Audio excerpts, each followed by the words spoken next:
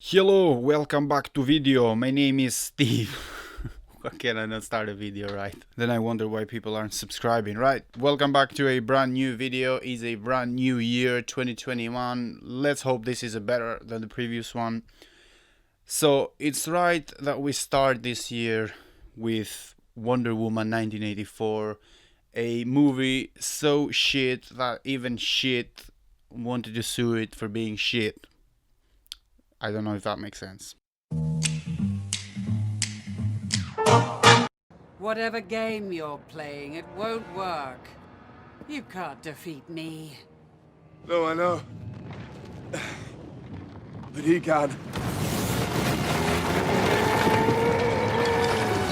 No! Whatever happened? I do not know what happened. Patty Jenkins, come on, Patty, come here, come here, come closer. That's close enough. There's a pandemic going on, Pats. Don't forget. What happened? I thought you were supposed to destroy them, not join them, or something like that. And you became one with them. I liked you, Pats. I supported you. You were the chosen one! It was said that you would destroy this Sith, not join them!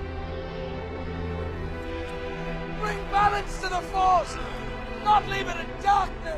So Wonder Woman 1984 is once again directed by Patty Jenkins. Again, this time she has a writing credit as well. And I think that's where the problem lies. She's also a writer. And as we've talked on this channel many times, if you have too much creative control over something and no one can tell you what the fuck you're supposed to do, and no one can tell you, you know what, that might not be such a great idea. For example, George Lucas doing the prequels, right? No one there to tell him, maybe that's not a good idea, including that. You're gonna have things like this. Now, I don't know, I'm not behind the scenes, and I don't know what happened to this movie. There might have been some studio interference, but this movie is bad. And that's what we're gonna talk about. And if you are a DC fanboy, or a DCEU fanboy, or a Gal Gadot fanboy, or I don't know, like a feminist, God forgive. And if you don't agree with my opinion, remember, it's just my opinion. Before we begin though, this video is sponsored by me. That's right, greenandcompany.co.uk, the eco-friendly website where we sell bamboo toothbrushes and cotton buds and all kinds of good things like that, is now live. If you want to support the channel, this is probably the best way you can do it.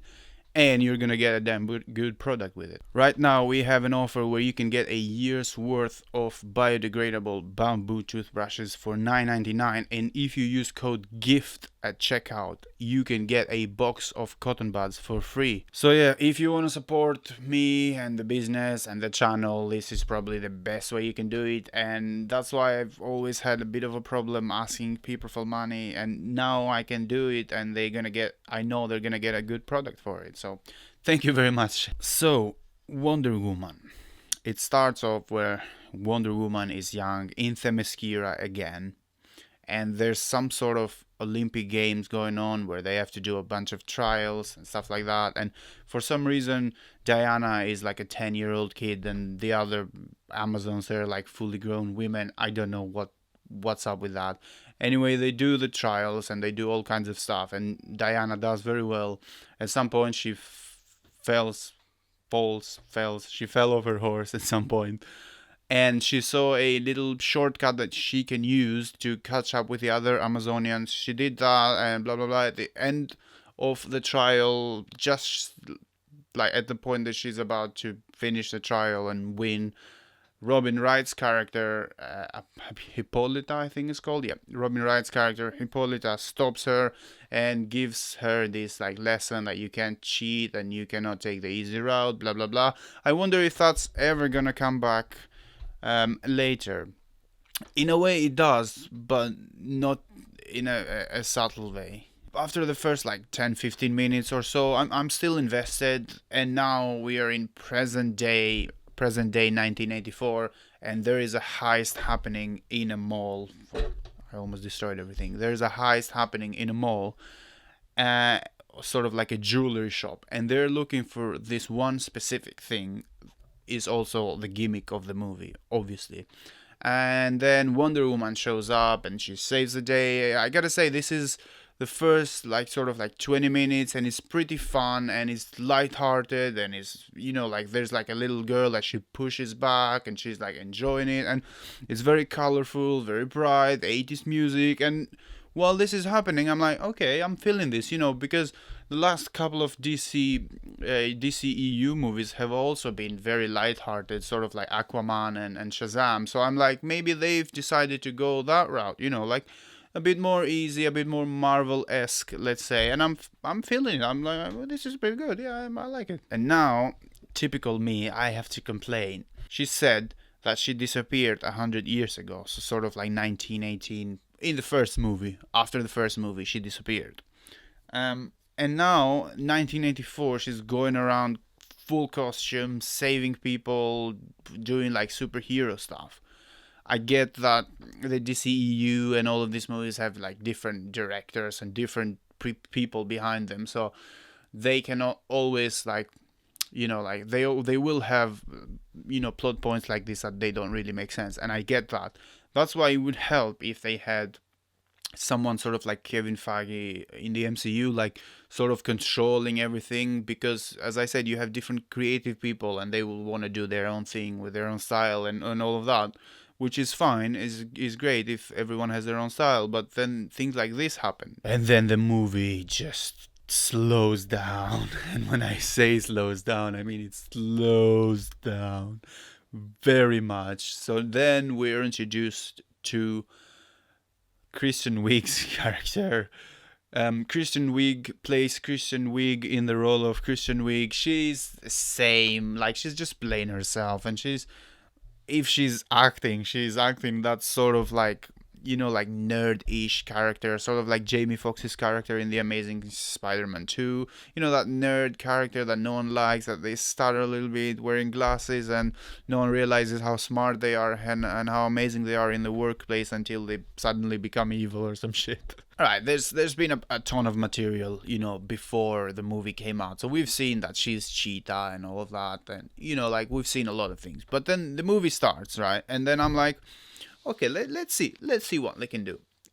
There's no way she has glasses, right? Ooh, she has. Okay, I'm like, yeah, that's fine. Tons of people have glasses. And then cliche number 2 comes. She just has some papers, and then she bumps into Diana. Or not Diana, someone else, and then Diana helps her. I'm like, you know what, that can happen. That's happened to me. And I'm like, yeah, it happens.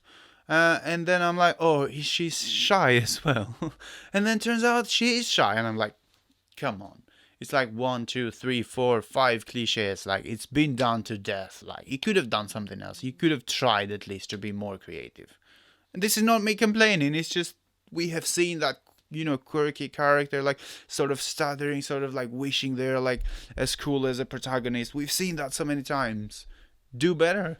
So anyway, someone from the museum, the place that they work, is looking for Kristen Wiig's character, and she's been told that there's like a shipment or something that they got from that heist in the beginning, and there's like a ton of expensive like artifacts that need looking because she works with artifacts and blah blah blah. I wasn't really paying attention. This part of the movie was super boring. So anyway, then we are introduced to this sort of like the weird mechanic of the movie, or the I don't know, like the prop of the movie, or the main thing that makes a movie happening anyway, and it's super shit. Like, I've got to be honest. Essentially, there's a wish stone, so if you touch it and then make a wish, and then it will just make it happen. But there's like a thing that you lose something from yourself, your personality. Different people lose different things. Okay, that's fine. And then they were like sort of joking, you know, in the beginning, and then she's like, oh, she's thinking like, oh, I wish I could be like Diana, and then Diana is thinking, oh, I wish. Well, we didn't hear her say that, but she wished for Steve Trevor to come back.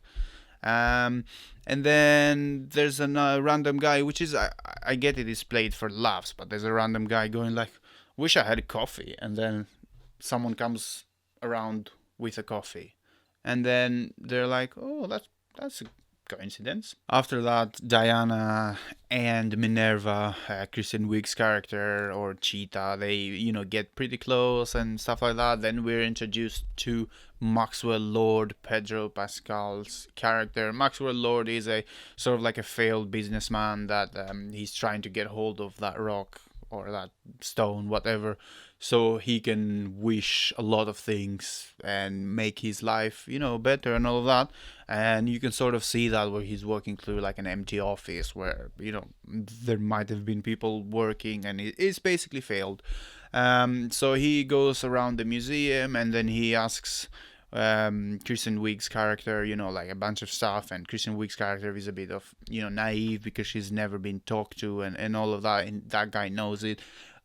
And this moment, it felt, for me at least, it felt like a real moment. That's what a person who, it's not very confident and it lacks, that human, it needs that human interaction. That's what they probably would do, and I'll give some credit to the movie here. Then of course Diana sees through the BS because Diana is smart and all of that. Yeah, we get it. And she's trying to get the stone back, and he gets a hold of the stone, seduces Minerva, blah blah blah, a lot of boring stuff happening.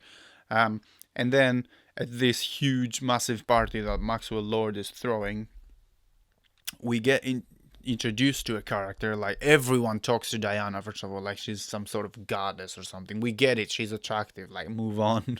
So it's like, oh hi Diana, oh hi. I was like, come on, we get the point. Like, just keep moving, because this movie is fucking long. This movie is way too long. This movie is about 45 minutes too long, I think.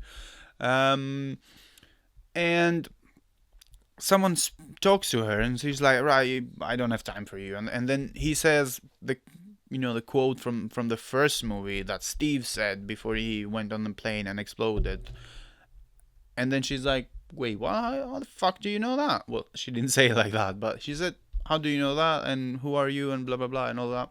And then we find out that it's Steve Trevor's character in someone else's body, right? And this was by far the weirdest and the shittiest thing that they did in the movie. She wished for him, right? But why come back in someone else's body? I do not understand that. What was the point in that? I still don't understand it. And what happened to that guy, though? Did he have a family? Did he have, I don't know, wife and kids? And is Diana sort of going around and raping him? I don't know. I don't make the rules. I'm just asking the question, This would have been a very good, thing, like sort of like in the first movie, Diana was a fish out of water, and then in the second movie, Steve Trevor can be the fish out of water, like sort of like in the future, and at some point he's looking like at a trash can. It would have been funnier and sort of made more sense if we hadn't seen all of this in the trailers. Like, I think we've seen pretty much everything that there is to see in the trailers and the promotional material, but it would have made it would have made for some good moments, and it would have made for maybe a little funny moments as well, like sort of like Diana in the first movie going around with a sword and going like sort of like to battle and all of that. But they didn't do it very well here, and it didn't make sense. That why is he going around in someone else's body? I still don't understand it. Moving on to the second most ridiculous thing that they did in this movie is Maxwell Lord, when he gets a hold of the stone. It creates so many problems for the movie. When he gets a hold of the stone, he wishes to be the wish stone. It's sort of like Aladdin figured this out 20-30 years ago, whenever they made the first animated movie. You cannot wish for infinite wishes. It's just pretty simple, and it just saves you a whole lot of confusion and trouble throughout the movie. But here they just allowed him. It was like a cheat code or something, like those GTA cheat codes that you used to do, like in the old games, like, I don't know, like make a tank appear of nowhere, or like a helicopter appear of nowhere, or like infinite health or something like that.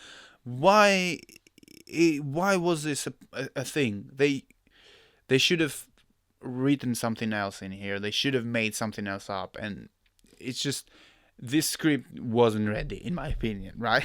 This script nowhere near ready. It needed a couple more passes a couple more read-throughs to be a bit more bulletproof, let's say, because a lot of things don't make sense, sort of like the Steve Trevor thing, the infinite I wish to be the wish stone and shit like that. And we one thing the movie tries to make clear when he becomes the wish stone is that if he grants someone a wish, he has to take something back, and he can only do it once, right? The movie makes that very, very, very clear from the start, because now the stone is taking away his life, sort of, so he's not feeling very well, and he's falling apart, and his body is like deteriorating, and that's very clear. So what he has to do now is grant more wishes and wishes and wishes, so he just, you know, like sort of makes his body like sort of like a drug to feel better.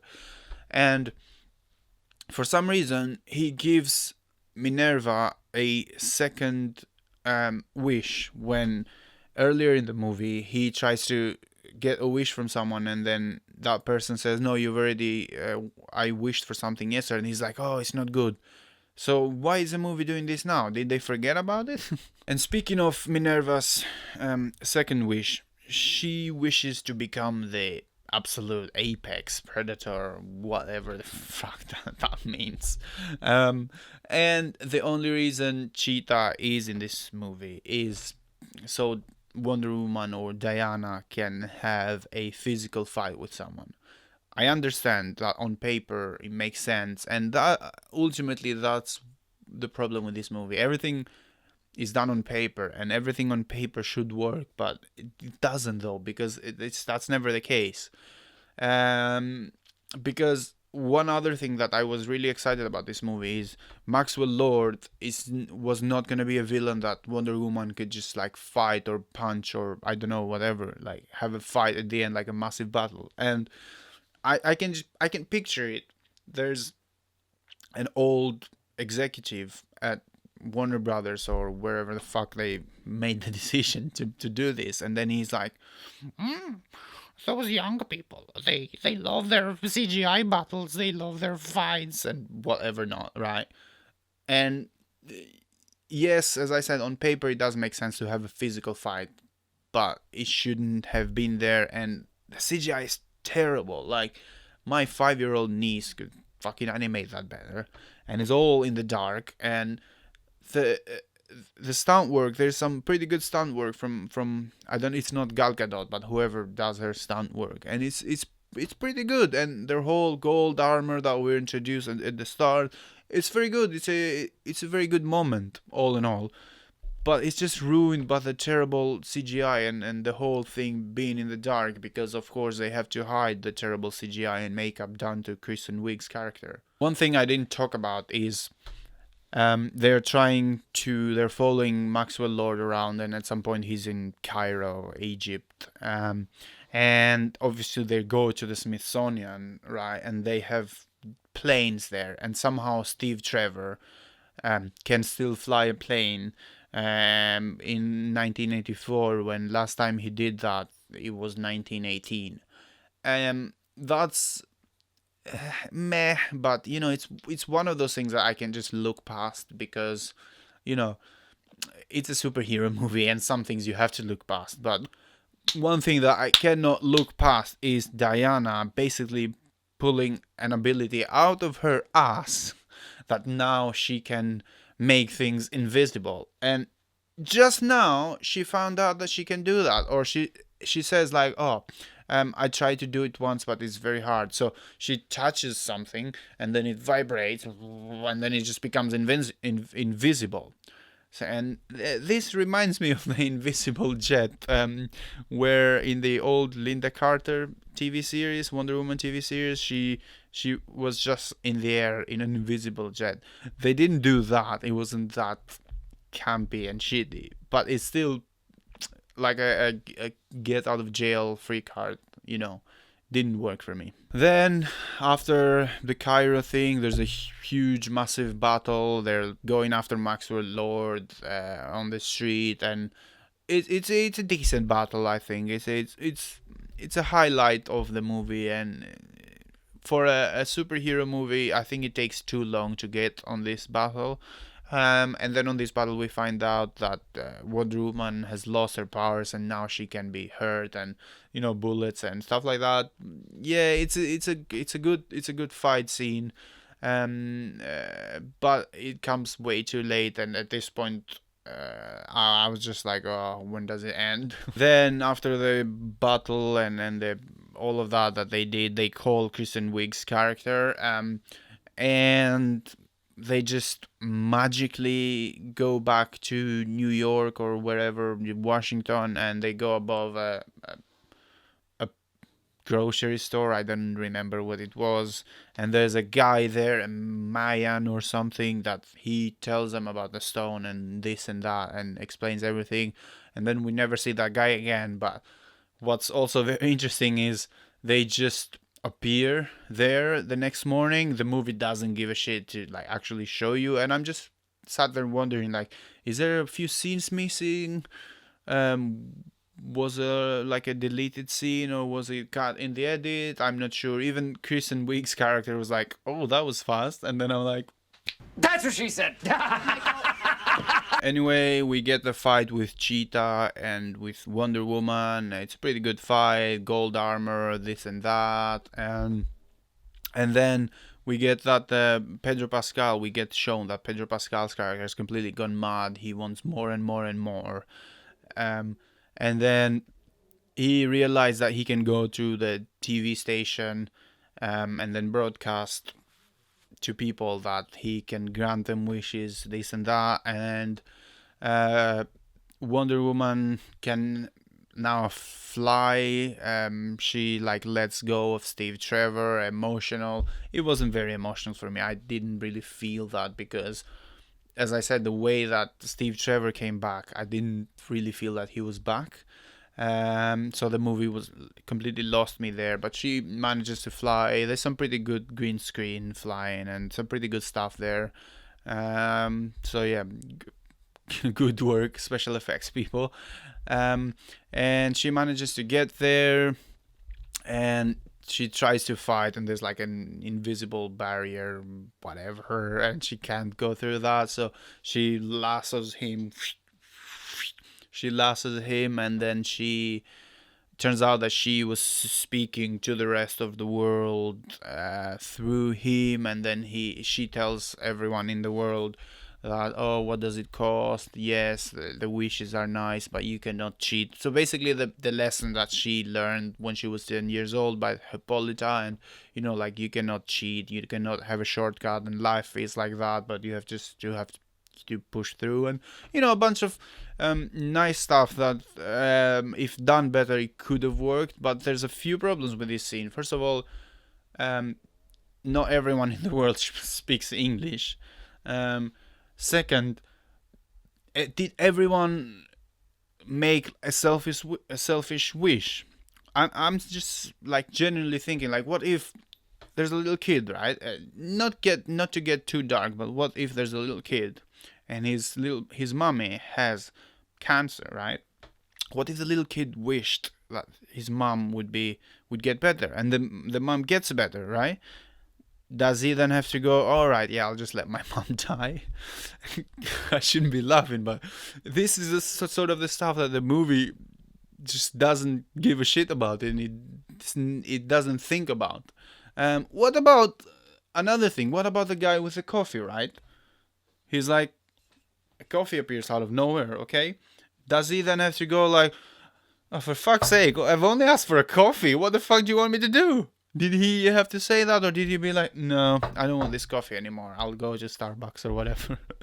It's just, the movie does not care about this, and it's just, I'm just sat there thinking about this stuff that I shouldn't be thinking. Then, typical superhero movie, at the end, everyone renounces their wishes, and there's like nukes flying around, and it's just, they just disappear, or they just like become, I don't know, dust, and they just start falling. And then this is where the DCEU falls apart again, in my opinion, because no one's memory was wiped, as far as we could see, right? No one's memory was wiped. So all the other DCEU movies that we've seen present day, sort of like Justice League and Batman v Superman, whatever. No one ever thought, right? Oh, do you remember that day in 1984, right? Oh, that was a weird day. What day do you mean, Steve? Oh, come on, that day in 1984 that everything was flying and the world always got destroyed and there were nukes appearing in and out of the sky. Oh, yeah, that was a fun day, wasn't it? No one ever mentioned this day in any other movie. And again, I get it that there's different people. These movies get made by different people and different teams and different creative people, blah, blah. I understand, but it's just shit. Also, in the movie, it's pretty clear that Diana had to let go of Steve. Kristen Wiig's character, she had to let go of the cheetah powers and all of that. Maxwell Lord didn't lose anything. There were no consequences for him. He almost destroyed the world and he just found his son back, and that's fine.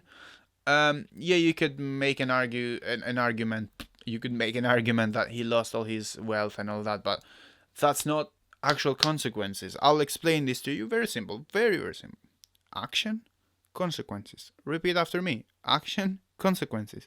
Movies should have that, because otherwise it doesn't make any sense. There's no stakes. Do you know what I mean? Not like steaks, like a pork steak, but stakes like that something is gonna happen. Then there is a post-credit scene with Linda Carter just randomly walking on the street and saving someone with a, I don't know, like something falls, a tree or something, and she saved someone, and they're like, oh, thank you very much, and then she looks at the camera, and then she's like, I've been doing this for years, and I'm like, fucking kill me now. That's like so corny, and it's like the whole thing of this movie is like they don't know where to go. Like they want to be sort of like, you know, sort of like campy and fun and adventurous and you know, like a bit more chill, but they also want to be like serious moments. And Pedro Pascal's character was like screaming and was like, I want more, and then it just doesn't make sense, which is a shame, because I think Gal Gadot was better in this movie. I mean, her acting abilities, because she's always pretty and there's just no words to say. Her acting ability was better in this movie. We know Pedro Pascal is a good actor. Kristen Wiig, I don't particularly like, but she can be decent as well. But the script didn't do her any favors. Like, I will be honest, the material she had to work with, it was terrible. Now, is this movie as bad as something like Justice League or Birds of Prey? I don't think this is as bad as Birds of Prey, because it still have those characters that we liked from the first movie, Wonder Woman's character, and Steve Trevor is still a good character if you forget the fact that he's Steve Trevor in another man's body. And fun fact about that man is an actor that he appears in a lot of like Christmas adverts and stuff like that, and we see him at the end, and then he's like, having a chat with Diana and all that, and that didn't work as well. Why would you have that in a superhero movie? It's just, again, they don't know the direction that they want to go. They want to have their cake and eat it too, if that's a saying. Overall, Wonder Woman 1984 would not recommend unless there's a lot of alcohol and friends around. So this is it for me today. It's a bit of a long video, but there's a lot of stuff that I wanted to talk about Wonder Woman. Make sure to check out greenandcompany.co.uk. The link will be in the description. If you like any of the products and if you want to support me and the channel, that it's the best way to do that. And you're gonna get a great product as well. Thank you very much for watching, and leave a like on this video and a comment. Let me know your thoughts. Have you seen Wonder Woman? You plan seeing it? Don't watch it. And subscribe to the channel if you already haven't. 2021, I would like to go to 5k subs if that's possible. And again, thank you very much for watching. I'll see you in the next one.